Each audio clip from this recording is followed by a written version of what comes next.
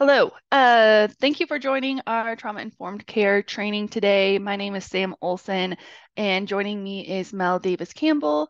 We're both shelter program administrators, which basically means we support shelter operations and systems. So we support kind of the maintenance and the nitty-gritty details of all our shelters in the system. We will be going over just a quick overview of trauma-informed care. This is a massive, massive topic, and so this is just an introductory. We'll have hopefully some follow-up with additional let me just say okay there. We're gonna have additional resources as a follow-up, and I'm pretty sure we'll have the slides available as well after this. Can you see my screen at all? Okay, cool. Um, just wanted to check, make sure. All right, so we're just gonna dive right in. Um, so first, let's talk about what trauma is. Trauma is really caused by an event or a series of events, often unexpected, that people are unprepared to deal with. So there's quite a few examples of when trauma can occur. It really is kind of a change of someone's like chemical balance. And so really anything that is disruptive of someone's life can be traumatic. You'll see number one is homelessness. So homelessness can result from trauma, and homelessness in itself is a traumatic experience. People experiencing homelessness, they folks lose not only their home and possessions, but they also lose control and choice over how they spend their day. Every single person experiencing homelessness is sleep deprived, and so that is another indication of um, just being feeling very charged and traumatic, not having your rest, and not feeling safe. And we'll get into how physical and emotional safety is very important for trauma-informed care. Um, and people experiencing homelessness, they really aren't used to being treated well. They're often ignored if they're just on the street, or we hear a lot of opinions in the community, and I think people experiencing homelessness are you know, aware of that potentially.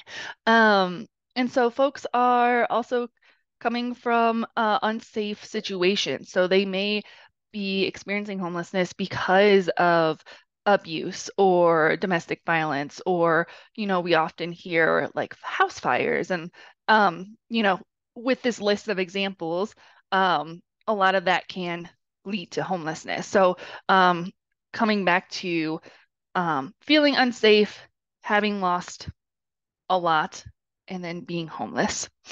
Um, so folks who are traumatized, they can be defensive, and their stress cups are really full, and so they might have just a very low threshold of being able to take on other challenges. I want to kind of get back to the idea of trauma. I kind of missed this part, but there are different types of trauma that you'll see.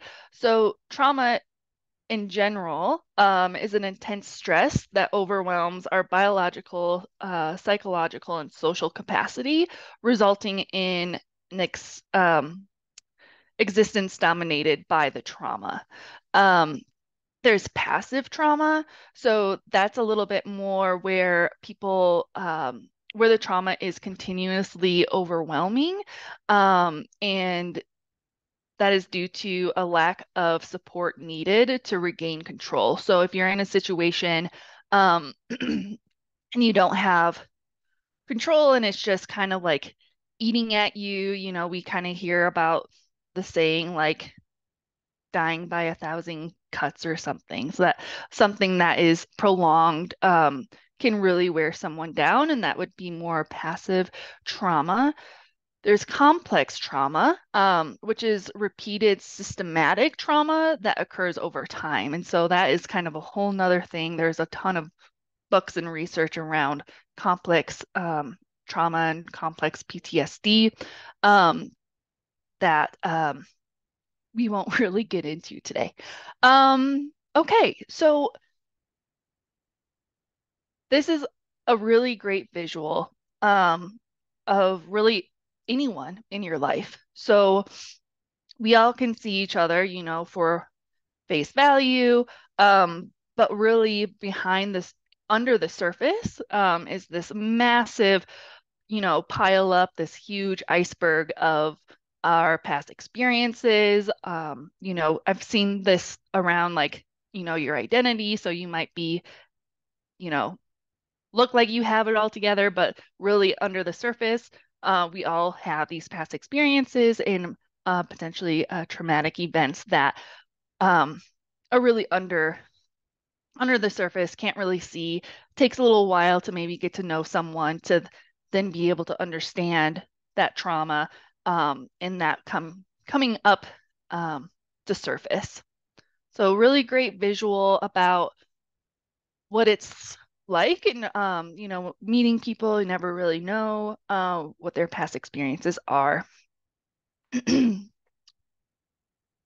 And so this is extremely wordy. I don't expect you to be taking notes or anything. We'll send the slides, but this is just a really great chart about what someone might be acting out and then their behavior to understand it a little bit. Um, so let me see my notes real quick.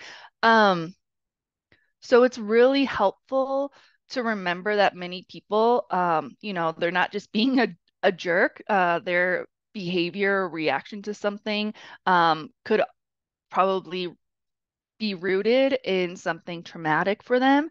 Um, oops, there we go. Um, And so it's really important to reframe these behaviors as resilience and survival skills. And when people come into shelter, it often takes quite a while for people to work on, different behaviors. Um, that staff can be there to really encourage. And so staff are extremely encouraged to reframe how they speak about clients, even outside of earshot, use descriptive language rather than characterizing terms. So instead of someone is having a really hard time getting their needs met, it's, oops, I'm saying that wrong. So saying people a person is having a hard time getting their needs met rather than calling them attention seeking. So, really playing around your language and how you frame things to better understand someone's behavior and why they might be behaving the way that they are. And so I'll kick it over to Mel for a few slides and talk a little bit more about trauma-informed care. Yeah, thanks, Sam. So now that we've had that overview of what is trauma, let's talk through how to provide trauma-informed care to the folks that we're working with. So trauma-informed care is an approach to providing services that recognizes that trauma has really widespread impacts on our guests, our clients, whatever terminology you use. And the goal through trauma-informed care is to create safe and supportive environments for everyone.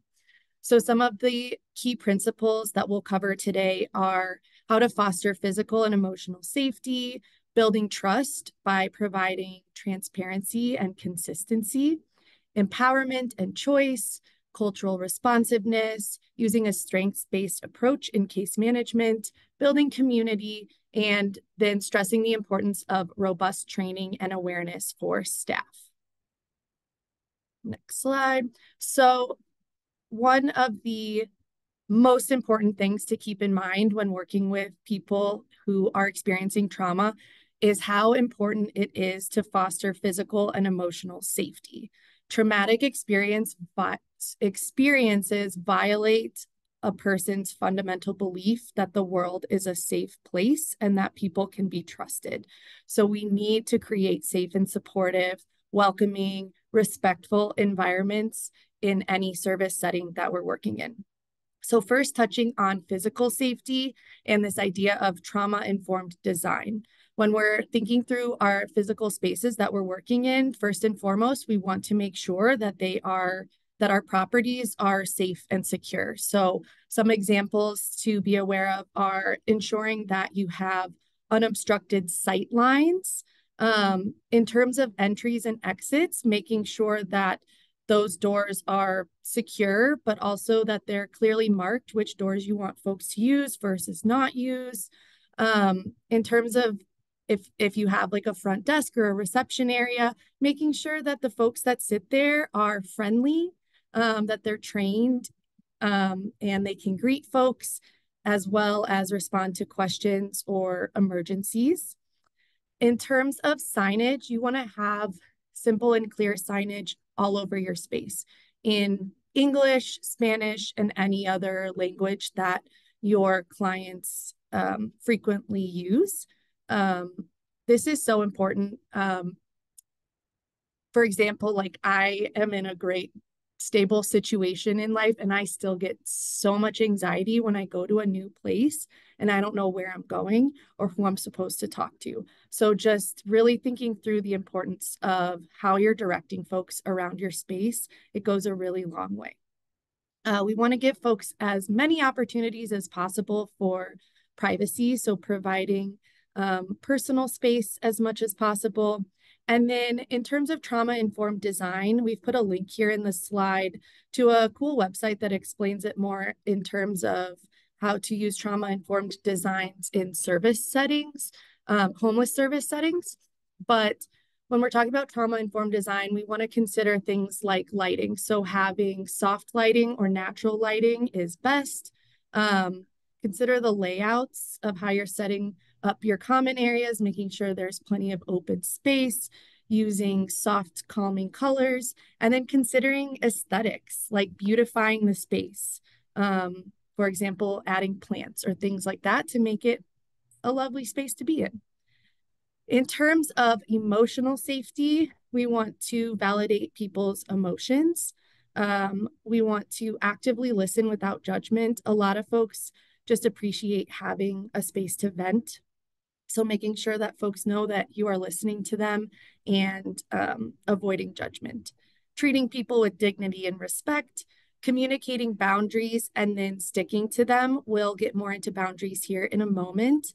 And then using person first language or someone's preferred terminology. So person first language means when you're describing someone, you just put the person before the descriptor. So we try to say things like people experiencing homelessness instead of homeless people. And what we're trying to convey here is that the person standing before you is so much more than their housing status. Of course, a caveat to this is that we should ultimately be referring to folks the way they refer to themselves. So if that the way that someone refers to themselves is different than what you're used to referring to them as, that's okay. Just follow folks' lead whenever you're speaking with them.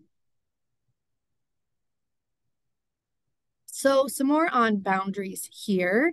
Some key boundaries to uphold when you're interacting with someone, share only what you are comfortable with and allow your clients to do the same. If something is making you feel uncomfortable, it's very appropriate to change the subject or ask someone to stop. Respecting clients' privacy and avoiding prying questions. This will look different, definitely depending on the nature of your relationship to the person or your role.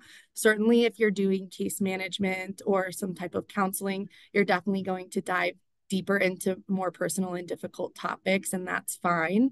But when we're in casual conversation, it's best to try to keep things light unless a client decides to divulge more. Maintain confidentiality. So we're not sharing names and information about the people that we're working with. Avoiding personal relationships. So a general rule of thumb here is that as long as someone is your client or enrolled in your program, We need to avoid things like hanging out outside of work, any sort of romantic involvement, speaking to clients outside of work hours when it's not an emergency. Those are all examples of boundaries as well. And above all, your agencies have policies related to all of these things. So just make sure to adhere to those.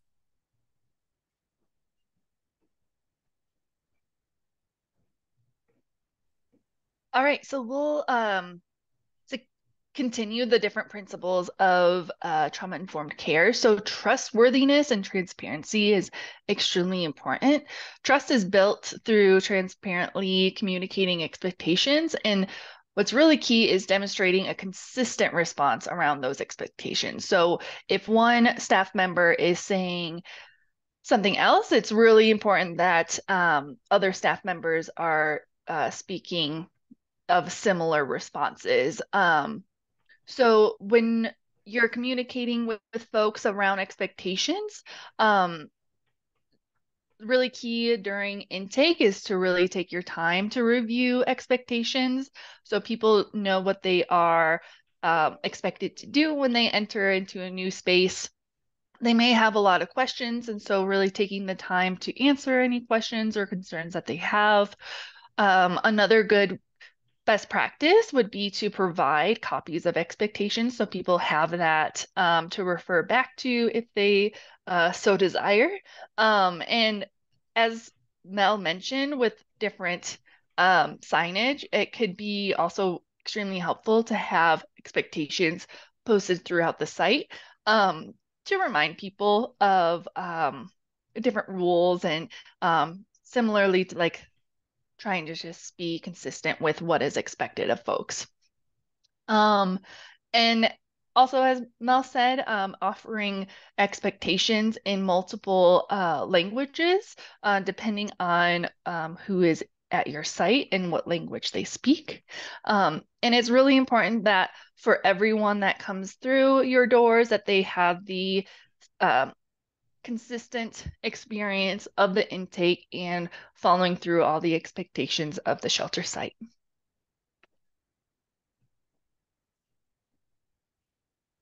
And so, homelessness and trauma generally involves a loss of control and power. So, find ways to give control back by creating a supportive and inclusive environment that promotes autonomy.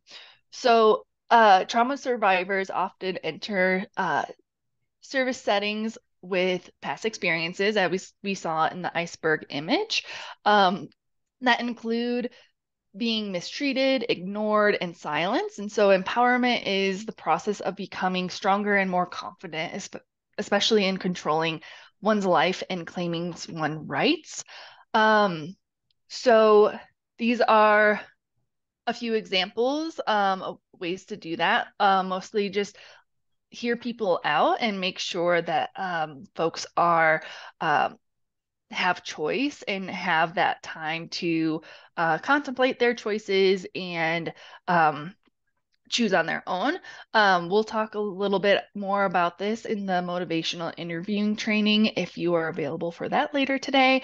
But really just checking yourself and, you know, if you have some particular biases or ideas of how someone should act or how they should decide. It's really on the person experiencing homelessness, your person across the room or across the table, really having them lead on what decisions they want to make. And okay, back to Mel. Yeah. So another way that we foster emotional safety is through cultural responsiveness and respecting folks' identity. So this looks, for example, like using someone's preferred names and pronouns. If you don't know the name or pronoun that someone goes by, a helpful rule of thumb is to provide yours first. So introduce yourself. We also want to recognize intergenerational and institutional trauma. So, intergenerational trauma means some clients have ancestors or older relatives who experienced trauma, whether that was oppressive events due to their identity or just one off traumas. But those trauma reactions can and do ripple through generations.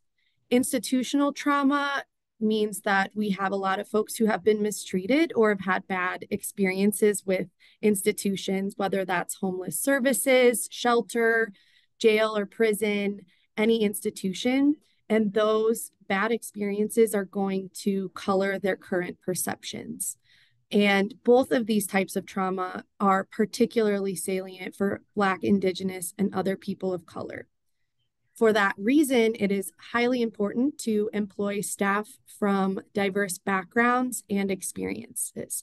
So, whether that is a racially diverse staff or staff who have experienced homelessness themselves, employing staff from those various backgrounds really helps folks who have experienced trauma feel more comfortable interacting with your staff. Additionally, we want to respect all cultural and religious practices. So even if you're a faith-based organization, respect that folks may be utilizing your services who use a different religion or practice no religion at all. And that is totally fine.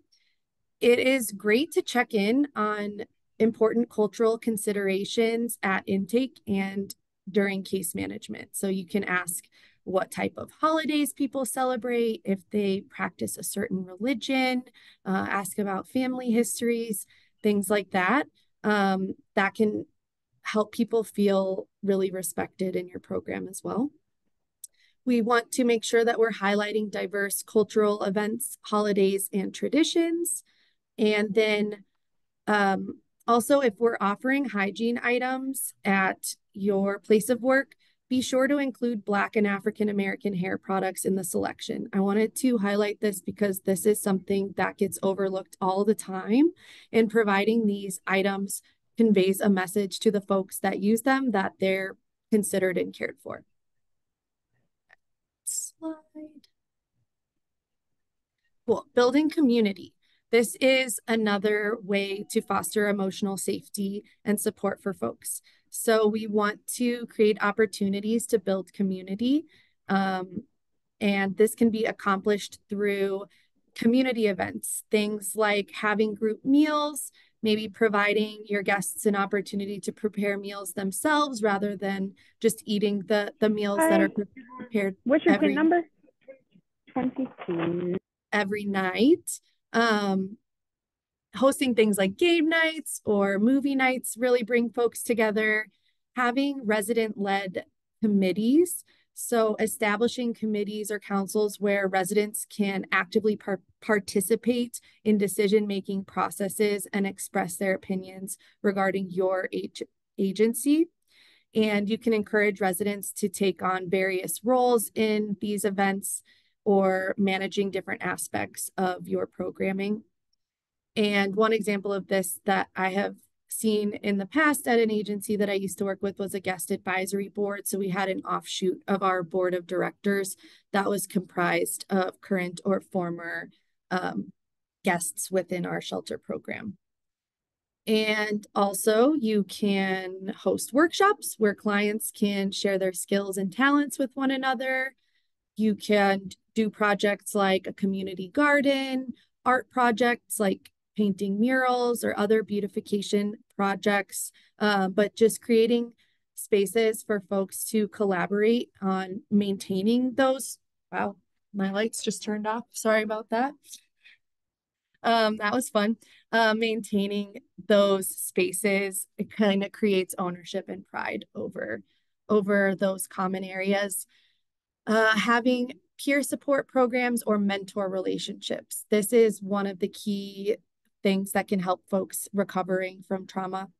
So facilitating support groups for specific needs or challenges like addiction recovery, mental health, parenting, things like that. And it helps to have a peer lead these groups so folks can see someone leading who has overcome or is coping really well with their individual challenges. And then in general, just having community meetings, regular spaces to discuss concerns, share updates, allow residents to voice their opinions and know that they're being heard. It's helpful to ensure a participatory environment during these meetings where everyone feels comfortable expressing themselves. So you may choose to utilize some restorative practices, such as having a talking piece that you pass around, so that folks only speak when they have the talking piece so that everyone gets a chance to be heard. On to strengths-based approaches. This means that we want to focus on identifying and leveraging an individual or a family's strengths and resources as the foundation to building resilience and achieving goals. This looks like asset identification. So identifying and recognizing those strengths, skills, talents, resources that an individual already possesses, and then building upon those positive aspects of a person's life rather than solely concentrating on their challenges. Collaborative goal setting should occur in case management. So ensure that the goals that your clients are working on are meaningful, achievable, and aligned with their individual values and preferences. All of these approaches support empowerment and autonomy. At the end of the day, the vast majority of our clients are perfectly capable of making their own decisions. Many just need some guidance and advocacy around resources. So bear that in mind when you're working with folks. In terms of resilience building, this is another thing to work on in case management. So looking at what skills and coping mechanisms have worked for you in the past and how can we utilize those in your current situation. It is so important also to celebrate achievements, whether it's something big like getting housed or something that may feel smaller, like making a phone call. We want to be sure to congratulate folks on those milestones along the way. And then there are various strengths-based assessments available online that you can adopt and use at intake or case management.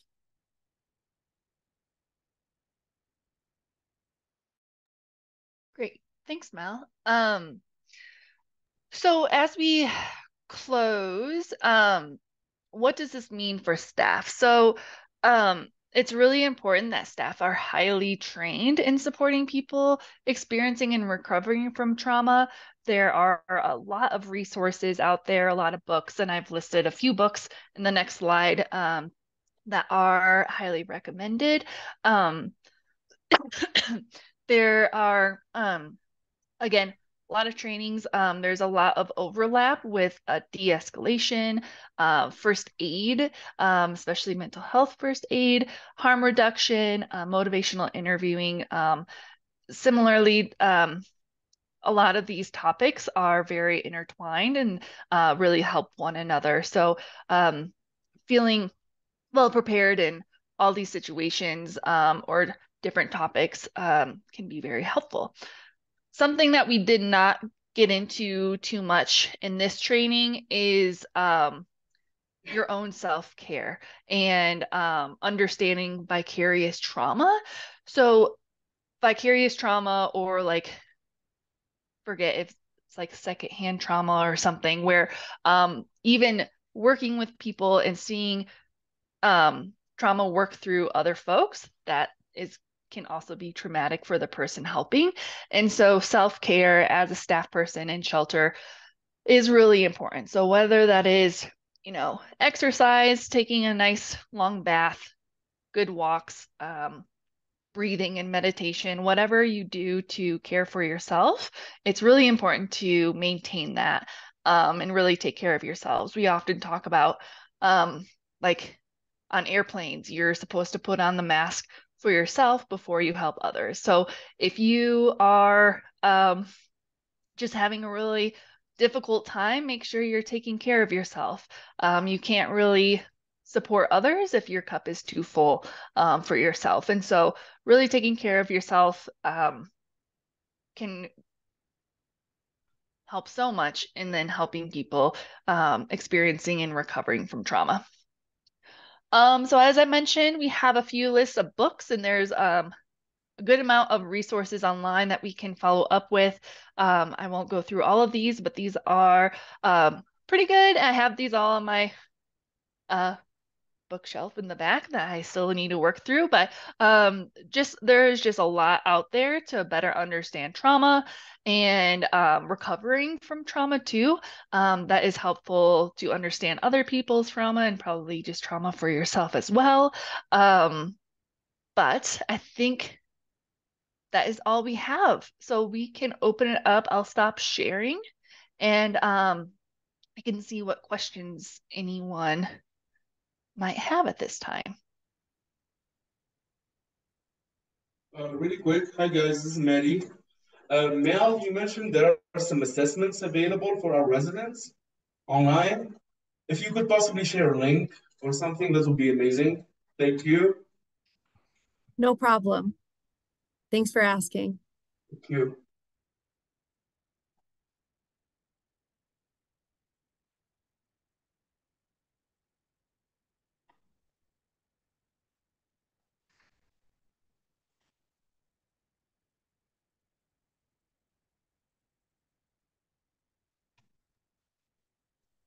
All right, we have a question in the chat. Can you go more into vicarious or secondhand trauma, how to prevent it, how to handle it?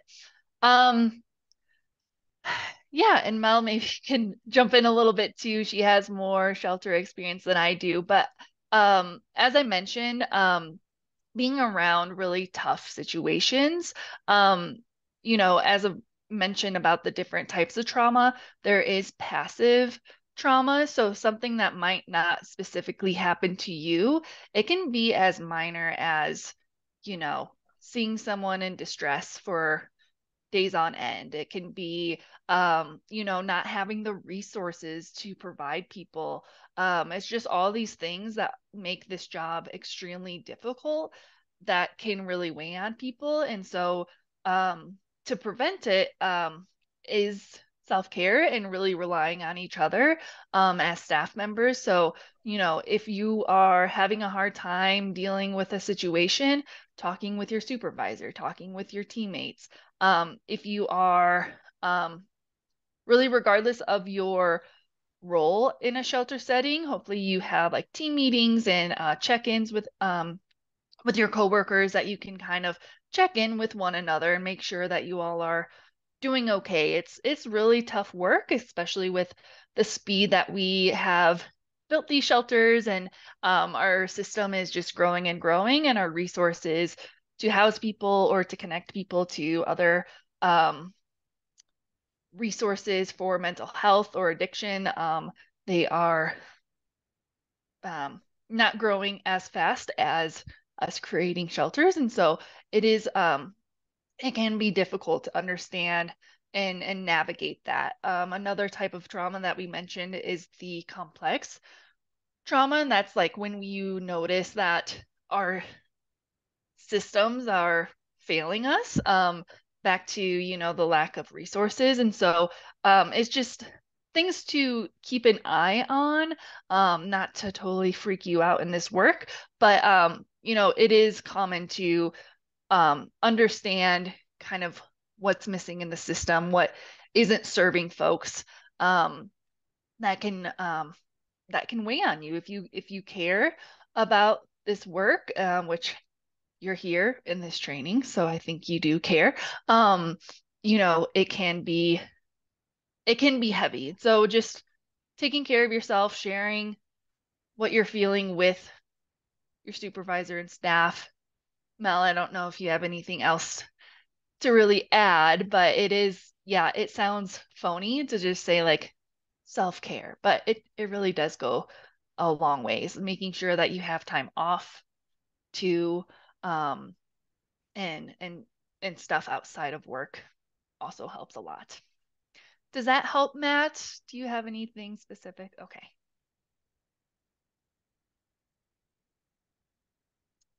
Okay, how do we know if you're experiencing a healthy amount of secondhand trauma versus unhealthy? What are some indicators?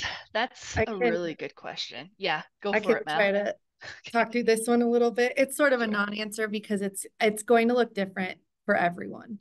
So I think what's most important in this work is to really know yourself and know what you need to do at the end of your shift, at the end of the day to refill your cup and rest and recharge for tomorrow. So that is going to look entirely different for everyone in terms of what your self-care plan looks like. Similarly, how anyone, we can all be in the same room and watch something horrible happen, and we will all have different reactions and responses to that. That's normal. Some people can handle a lot more than others, and that's okay. So again, like knowing yourself, knowing what types of reactions are coming up in your body. So for me, I know when I am like, my stomach starts to hurt and I'm like carrying, like, really kind of feels like I have a pit in my stomach. I know that I need to take some time off. So just understanding like where that manifests for you in your physical body. Something else that I can say, and it's an example for me, is that when I'm under a whole bunch of stress, because I'm experiencing some vicarious trauma at work, is my relationships suffer. So like understanding like how that's going for you and your friendships, your romantic partnerships, whatever. I think there are different like factors that you can consider in your life. And it's like, okay, this is suffering. Why is that happening? I haven't been working out. I've been sleeping a lot. I've been eating too much or too little. So just understanding how stress shows up for you is very important. And then, as Sam mentioned, um, being connected to counseling or therapy is incredibly important as well, whether that's just every once in a while or on an ongoing basis.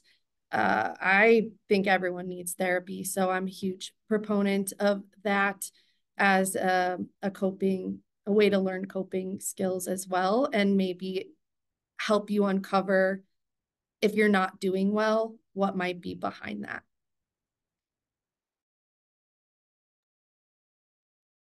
Yeah, those are really great examples, Mel. I know my personal experience, therapy helps a ton to work with someone professionally to process things that I might not be able to process on my own and learning different tools about how to regulate yourself. So there's a lot of work and study around like tapping, like certain parts of your body to kind of help ground you. And, deep breaths can help, like I think like 4 second squares. If you like breathe in deep for 4 seconds, hold it for 4 seconds, exhale 4 seconds, hold for 4 seconds, do that.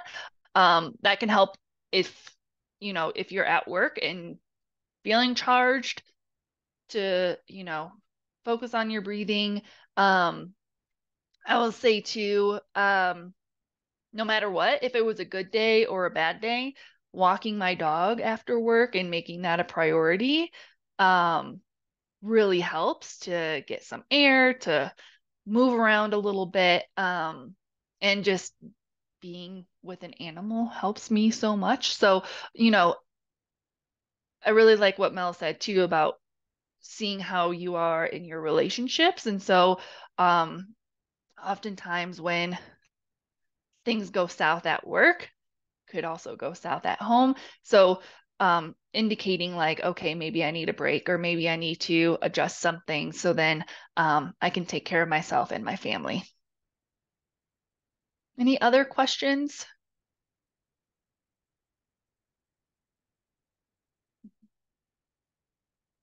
And great questions so far around vicarious trauma. I knew a slide or two may have been helpful and I didn't get around to it. So I'm glad we're able to just talk with you all around that. So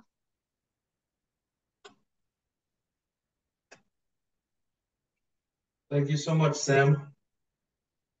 You know what they say, a good meeting starts on time and ends early, right? That was our goal. Yeah. Alrighty. Had no idea how long this would take us, so cool. Well, I'm sure we will follow up with the slides so you have those on hand. And I am thinking too, with the follow-up, we can also share our email addresses if you have any questions. Um, Mel and I will support a variety of the shelters, so you may see us on site, depending where you're working. So hopefully we'll see each other around. But thank you so much for joining today. I hope you learned um, something new about trauma and trauma-informed care and how to take care of yourself and others. It's really important. I know this was just an introductory. We've been talking about trying to do more deeper dives around this work, but it really is so incredibly important. So really appreciate your time to join us today and listen in. And yeah, hopefully we'll be in touch with more resources. So